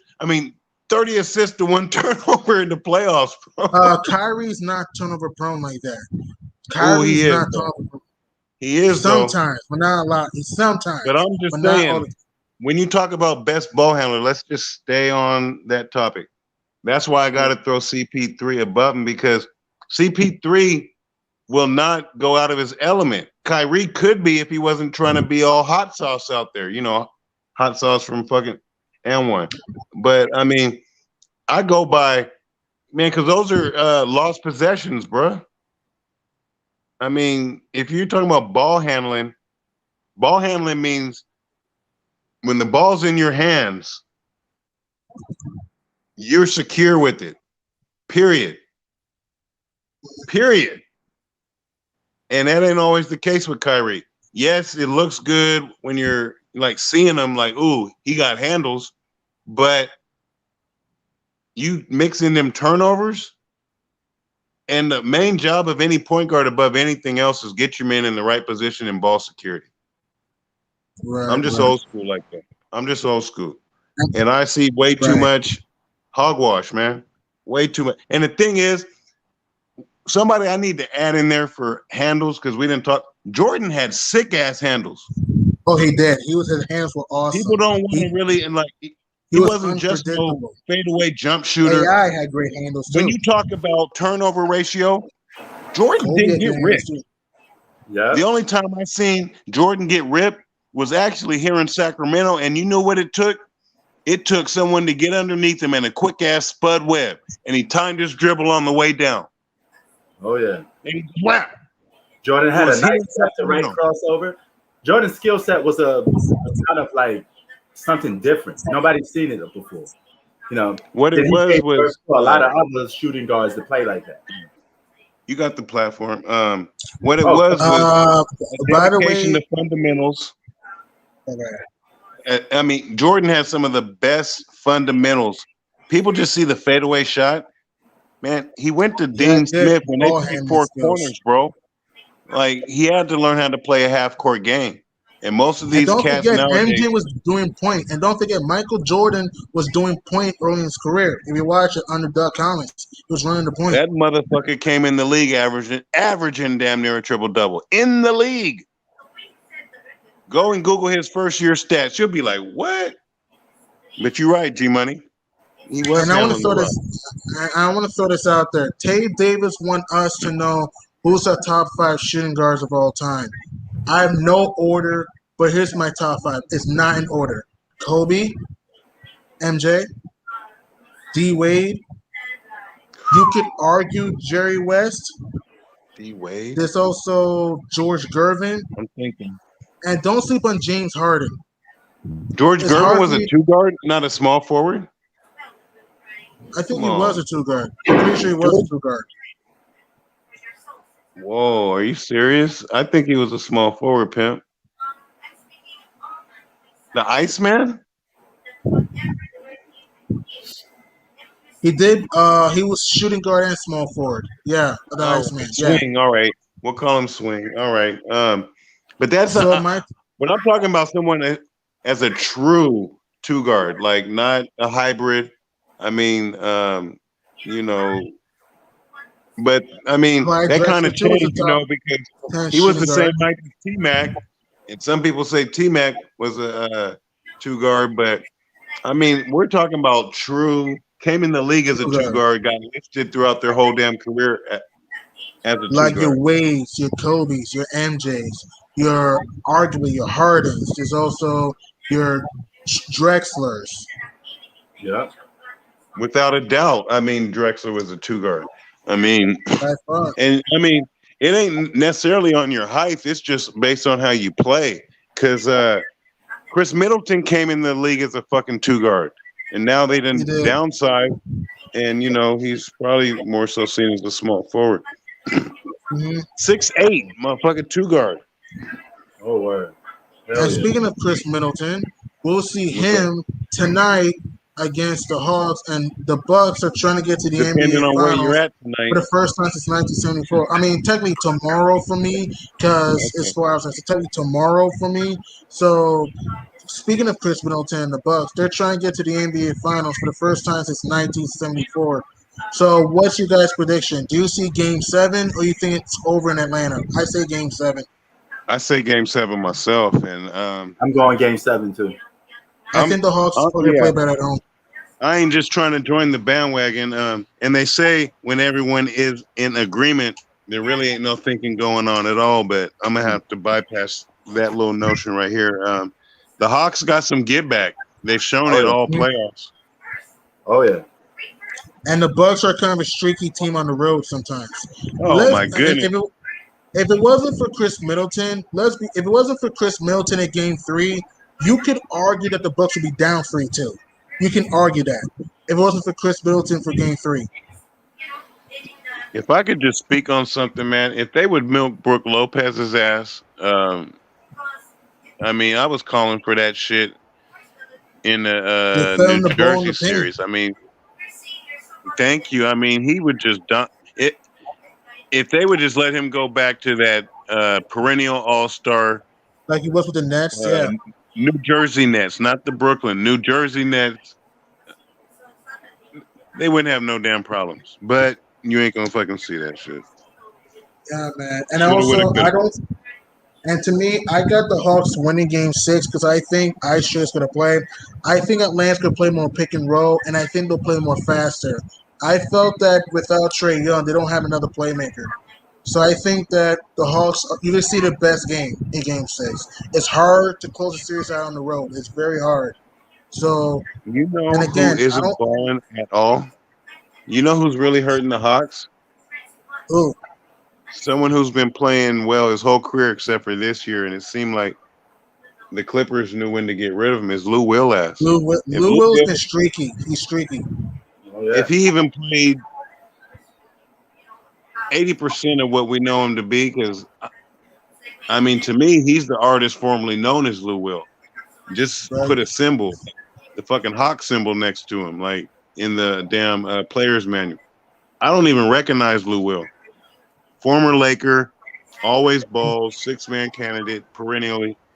Seemed like the Hawks knew, I mean, the Clippers knew what they was doing, and they got rid of him at the right time. He's like dead weight out there. You could argue that, but I didn't like the way the Clippers used Rondo. That's just me. And also, if the Hawks want to win, they got to utilize the mid-range game. They took way too many threes in Game 5. They got to use the mid-range game if Atlanta wants to get this to a Game 7. And also, they got to clog the paint. 66 points in the paint is too much. You gave up layups, dunks, putbacks. And if the Bucks want to advance, Middleton needs to step up like he did in Game 5. Howard needs to step up like he did in Game 5. And even Bobby Portis was big time in Game 5 to help out Lopez. So those are my keys for both teams. So I'm going with the Hawks to win Game 6. Go ahead. I'm going with the Hawks to win Game 6. You were saying something? Yeah, I was just going to say there ain't no way in hell, because I'm speaking on both ways. There ain't no way in hell I wouldn't be milking the Brook Lopez on the Milwaukee side. And then on the flip side, there ain't no way in hell that I'm having John Collins shooting as many corner threes as he is twos. He averaged like not this year, but last year, he averaged like 25 and 12, bro. And he went down to 17 and 7 this year. Why? Because they got him playing more on the fucking perimeter. Like he did that shit on the under. It was all Trae Young, not this year, but last year. He averaged, look it up. It's like 22 and 12, 23 and 12. John Collins got game near the rim. And he does. Yeah, he does. He's athletic. He's an athletic freak. He just says with jump shots too much sometimes. You said he's a 3? I said he's an athletic freak. He can fly to the basket. Freak. Okay, freak. Yeah. I mean, all they got to do is, man, because they switching everything so they can get anything they want with him. Once the small gets on him, just let him go to work, man. But, you know, everything's perimeter oriented. Pretty soon all you're going to be seeing is 6'5" guys out there. Right. And if it goes to a Game 7, I heard Giannis may come back for that game. And if you're the Suns, you hope the Hawks win Game 6. Because remember, if the Bucks win Game 6, the finals don't begin till Tuesday, which is July 6th. If the Hawks win Game 6, the finals don't begin till Thursday, July 8th. Rush is what you're saying, so, right? Rest. That's what I'm saying. Rest. So if you're the Suns, you better hope the Hawks win that game. So you have more rest. That's all. Yeah. And that's the thing is, man. Like folks been saying, oh man, the Suns been lucky this. They got the most rest in the goddamn playoffs. You know, they took care of business against the Lakers. I mean, they're ending all their series waiting on folks. And then against the Clippers. And like I said, the Lakers had opportunities to beat the Suns without AD. The Nuggets could have won a game without Murray. And the Clippers should have beaten the Suns even without Kawhi, but they choked. So I'm not going to make this narrative that, the Phoenix Suns are the luckiest team ever. That's an idiotic opinion because the Phoenix Suns had injuries too. And like I said, nobody, even with all the injuries, some people were still picking some of those teams to beat the Suns. And like I said, Chris Paul didn't play the first 2 games in the conference final because he had COVID. Nobody knew when he was coming back. So the narrative that Phoenix is the luckiest team ever, it doesn't make sense. It doesn't make sense. Nope. And that's why I was already telling P. Who said it first, P? Well, with what? The Phoenix Suns? Hey, P. What's up? You already know what I was saying about them Suns, and that was against Denver. Oh, I was like, man, them Suns looking good. I'm thinking about dropping fade on them. Yeah. That is true. But hey, man. Tomorrow's going to be a big game. Hopefully it goes to game 7. Sorry. And we get more NBA action because the NBA finals just around the corner. Because tonight was garbage, man. I mean, there ain't nothing on except for baseball and hockey. It's like, damn. Well, you go to watch a movie. To watch a movie. I mean, I'm talking sports, man. We on a sports channel. I know. But you're right. Movie is always an option, but basketball, and that's the point I'm driving at, is basketball ain't always an option because it's seasonal. You can always watch a movie. You can run back your classic, whatever. Godfather, Scarface. You can binge the fucking Sopranos 20 times straight. I mean, but we can't run this damn season back. We got to wait for the new season. That's the thing about sports. It leaves us craving, man, especially football, because, they only got 16. I know he was talking basketball, but. Oh, hey, no, this is sports. We talk sports. It ain't just basketball. It's football. It's boxing. It's all of that, And, what's keeping me good is the UFC be on like every goddamn Saturday because their roster is deep. I don't know if you get in. Do you watch UFC at all? A little bit, but I'm more just a basketball guy. The only shoe sport I really watch is just NBA, most part. I do get some other sports here and there, but more of an NBA type guy. Oh, okay. I ain't mad. I just like, man, truthfully, I'm just a fan of competition. Not all competition, because I can't really watch a hockey game unless I'm betting on it. Even when I'm betting on it, I'm still watching the other sports and just tuning into the score. But I'll watch WNBA because the whole thing. Oh man, same here. I watch that too. I ain't even spoke on the WNBA. If you ain't ever heard me on the YMCA glorification or the damn that we call the NBA and the lack of fundamentals, watch these females play, bro. Because they got to use fundamentals because they ain't got all the athleticism. You'll see real ass Kevin McHale moves down in the post. They still go to their post players. I mean, they use their advantages. It ain't just all that. And then there's some major handles out of them point guards out there. I really respect the women's game because I love seeing basketball played pure. And they out there doing their thing. So hats off to the ladies. Hope the game continues to grow. And the thing about them is because the league is still looking to expand, they still only got maybe 16 handful of teams. That's how I know motherfuckers don't be watching other sports because every damn team is a baby super team in and of itself. You'll be seeing like 5 first round picks and shit in the starting lineup and shit. And that was like that from day one with Tina Thompson, Cheryl Swoops, and fucking Cynthia Cooper. I mean, come on, man. Like if that ain't a super damn team.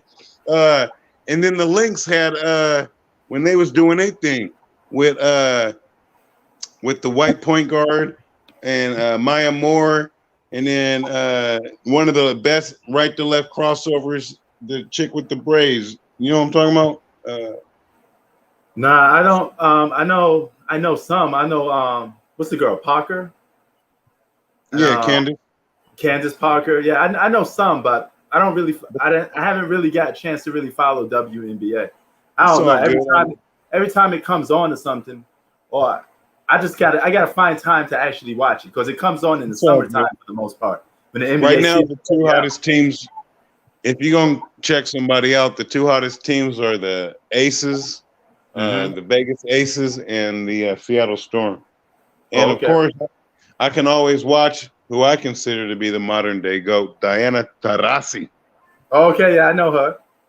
Yeah, of course you got to. I mean, she's getting a little older, but you know, she's still. I mean, and the thing is, if you put up 20 plus points in the WNBA because they don't play as long, you really doing some things.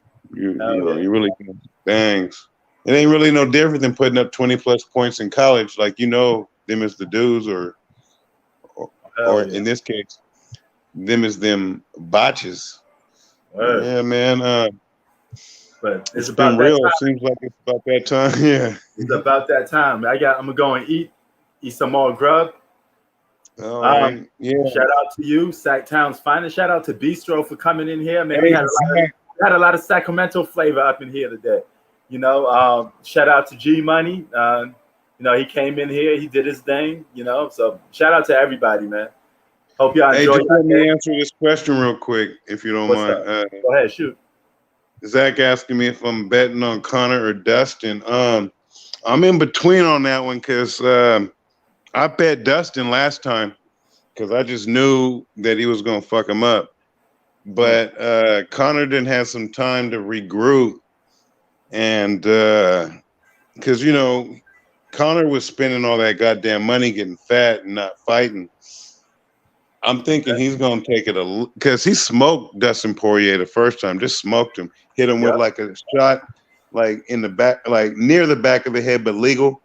Yeah. And I mean, plus he was just popping on him. But Dustin's been more active. And so I'm in between on that one, man.